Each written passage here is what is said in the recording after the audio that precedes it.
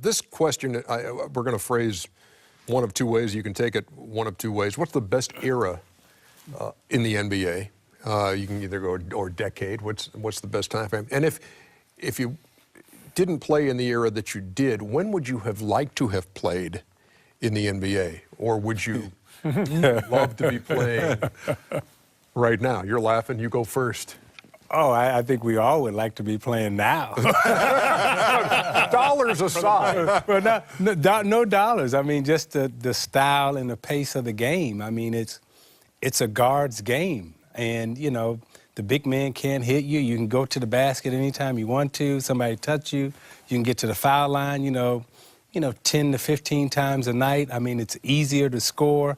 I mean, for me as a point guard, I would love to play in this era.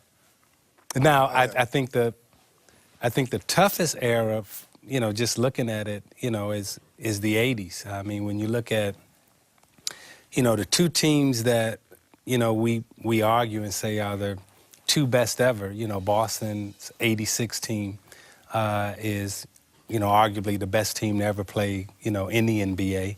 And then that Laker 87 team, you know, some people have that in the top, you know, 3 to 4. You know, so I think in that era with Dr. J, Kareem, Magic, Bird, you know, some of the 50 greatest players, you know, a lot of them are in that era. I would agree. Men played in the 80s. Like, it was, you know, you're 28, 29, you were hitting your career, figuring it out. You know, we're here, you're 21, 22, different type of player. This is the most fun era to watch. What's the best? And easiest. Oh, the 80s. 80s is the best. 80s is the best. The toughest and best. Toughest and best. Easiest and most fun to watch is now. I think that guys who are stars would be average players in the 80s. There's a lot of stars that would be average players in the 80s because their skill set doesn't allow them to do anything but one thing. You don't mean superstars, you're saying next level down, stars. Superstars. There are superstars now who would be average players in the 80s. I want names, Kenny. I want names. Yeah. I mean, okay, I would say stars. I don't know about superstars. I would say this because Charles and I always have a thing where we talk about to be a superstar, you have to contribute to the game 5 different ways. Superstars today, they don't have to. They only have to contribute 3, scoring, rebounds, assists. But leadership and controlling the tempo of the game, and the 6 would be defense. So most superstars in our era, Isaiah Thomas, Magic, they led it in 5 categories. Magic, control the tempo of the game, the scoring, assists, rebounding, leadership. Boom, that was automatic. You can't do that with today's superstars. There's maybe 2 or 3 guys that, you know, LeBron would be one, Kobe would be another, and my list would start, I would start really searching on my list that could do those 5 things and maybe back in the 6. 80s. Wow, okay. What do you think? You don't think Kevin Durant would be a superstar player back then? The list starts to, you see how, you didn't go, if you would have went to me and said, hey, what about Kevin Durant? What about blah, blah, blah? What about blah, blah, blah? And I would have been like, maybe I was wrong. But you stop short with one guy. The list just dwindles, but when you say superstars of the 80s, you go Malone, you know, Kevin McHale, you go Bird, you go, these guys did so many different things because now I think the money, people get paid and people think that they're great because they get paid. No, they get paid because they contribute to that team, that valuable to that team. Doesn't mean they're a superstar because you get $90 million. That's all I'm saying. Is there any part of any of you that says, boy, I'd like to have been playing back in the black and white film days? No. Well, to see those guys coming down court dribbling like that, I'm not going to lie, I would love to play like that. What? Joker only got one arm. He can't go left, but Joker going left like this. And when he shoots, he goes like this. Then he shoots, he goes, Hold it. Oh, no, but yeah, I would love that. But I think there are some players in the 80s that couldn't play in this era. And I think it's because of the rules.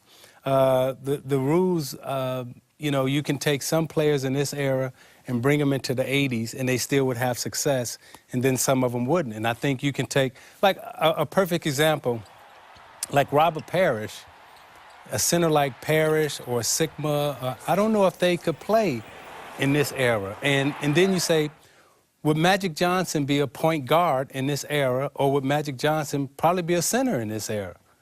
You know, Magic Johnson probably wouldn't be running the point, playing high pick and roll. And you know what would have happened? That coach would have been fired. But I'm just saying, like, he couldn't recognize that Magic Johnson. No, but think about it. No. Let's think about it. Like, seriously, right? In this era, right? So Magic Johnson guarding Westbrook, Paul, you know, all the guards, you know, Derrick Rose, so forth and so on. He would have guarded the small forward. Yeah. He would have had the He small would have forward. played point. Like But, okay, Like now LeBron. if you play him at the point guard, okay, what type of offense are you running? Are you playing high pick and roll the way they play it now? Yes. I mean, would you play high pick and roll with Magic Johnson? Probably not. No. Okay, now this is a league now that demands that you have to play high pick and roll. So if you're not going to play him at the point where he can play high pick and roll, what do you play him at? So you're saying more to me than it's worse. The coaching is better or different, more than the player. The coaching and the rules are different. You know, it's just different rules. So some players in all 80s era would be different in this era. They would have to play totally different. Well, isn't there the idea, Kenny, that throughout your athletic endeavors that there's adaptability? You have to play to the conditions that you're given. So to say that players who are great today wouldn't have adapted because they have this incredible ability to play the game, wouldn't adapt to how the game is coached and how much they train and all those sort of things. There is adaptability. I mean, So- we're all still evolving, and back then, and there's wouldn't they find a way? The greatest players and athletes would find a way. Personally, I believe, to be great. It's great to go back and talk about those eras, but I just feel like every generation has great players. They're great for a reason, and if you put them in those same conditions back then, they'd find a way to get there again. No, I think Magic would be great, but I don't think he would.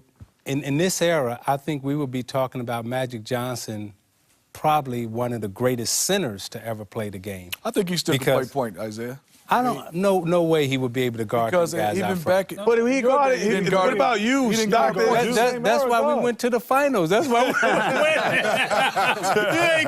He couldn't guard us. But he I'm didn't just guard saying. you guys back then. He put Michael Cooper on basically all. And so that's what I'm saying. So at the point guard position today, he put Cooper on him. okay, but would he be able to play high screen and roll? I'd say yes. And I would say, I would think in this game today, the way it's coached and the way the centers are at 6'8", 6'9", Magic Johnson now would revolutionize the center position and be something totally different that we've never seen before, other than the point guard position that he revolutionized. So at the point guard position, he was the standard, and I think in this era, he would be the standard at the center position, not the point guard position. Point center. He'd be Still be point center. I think with his mindset, whatever position, he's going to have the ball in his hand.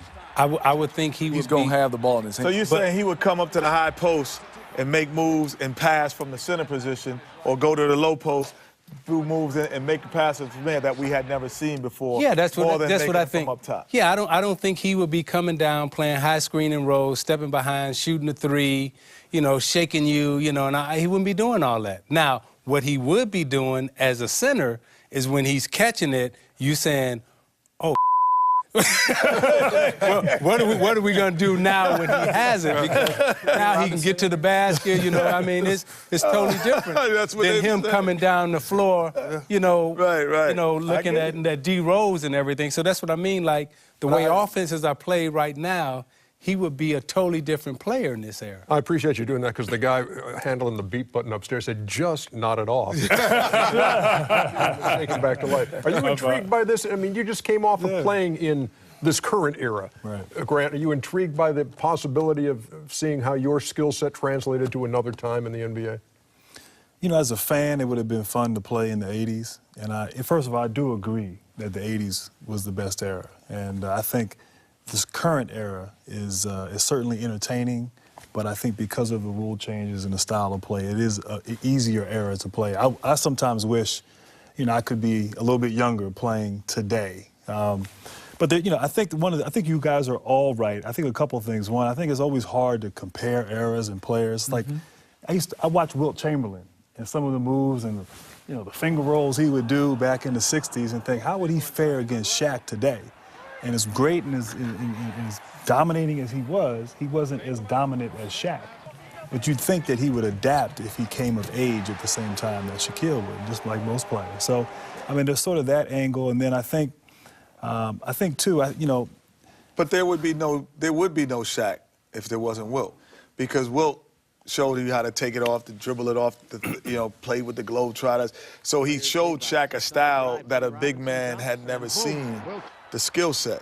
So I agree that, but there are guys who are, I would say, trendsetters and rule makers. And until 80s guys, this is how I think they're great. There were rule changes because of them. Michael Jordan, there was an illegal offense because of him. That was me. And Isaiah. No, I'm just saying. That was Lambeer and I that started. On one side of the floor and lifting everybody else. They said, you know what, that's illegal. They said we got to change those. They're too good. They're too good for that. So we're illegal. Charles Barkley, the back down rule. Him and Mark Jackson, yep. They were like, no, you're too good to have the ball more than 6 seconds back. So what guy are they changing rules about now? I think a lot of that is the evolution of the coaching, too, and defenses have gotten so much better, and the schemes. I mean, when you watch a tape of the 80s, like the Lakers, Celtics in the finals, it looks like nobody's playing any defense to me. Like, nobody's picking up full court. Guys are cutting through the lane. Yeah, see Dennis Johnson gone, guys? No, he got after people, but I'm saying there was a lot more movement. There was less spacing, right? You had a lot more movement. But as an answer to that, Chuck Daly said, all right, we're going to start knocking people around. Pat Riley did. So now the game gets more physical. Then the rules change. I think the point is the game is always evolving. It's always changing. When I look at Chicago, they're the team that's more similar to our Detroit Piston team than anybody right now. Yes. Built around Rose and Noah and everything. I look at the Chicago Bulls, their defensive mentality, their rebounding the basketball, their perimeter game. I look at the Bulls as the Detroit Pistons of the 80s. And you said Memphis? I think the Memphis Grizzlies, Yeah, too. Grizzlies, Put that in too. that category.